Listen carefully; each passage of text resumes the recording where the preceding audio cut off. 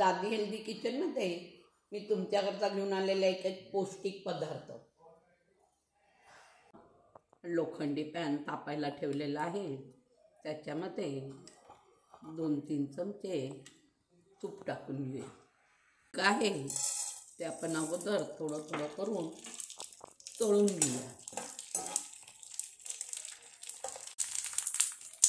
काढून घेऊया. हे आपण सर्व डिंक काढून घेऊया. टेबलस्पून काजू, बदाम, 1 टेबलस्पून गोडंबी पण या तुपामध्ये भाजून घेऊया. खोबरं टाकून परतून घेऊया. चांगलं परतलं आहे. त्याच्यातच 1 टेबलस्पून खसखस टाकून गॅस बंद करून घेऊया. आता हे गार व्हायला ठेवूया. पण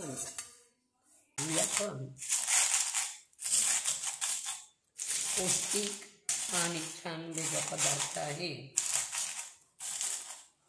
आता लगेच थंडीमध्ये खायला झालेला आहे.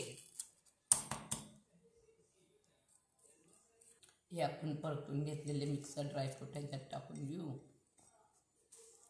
खसखस आणि खोबरं टाकून घेऊ.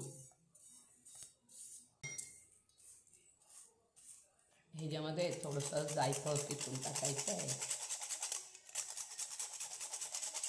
आपण अख्खं होतं त्याच्यापैकी आपण थोडंसं किसून घेतलेलं आहे.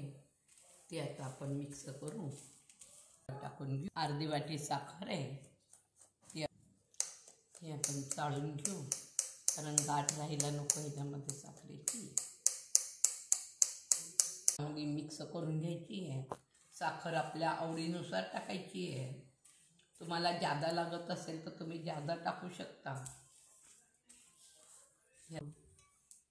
पदार्थ तयार झालेला आहे. लाईक करा, शेअर करा, कमेंट करा. नक्की करून पहा.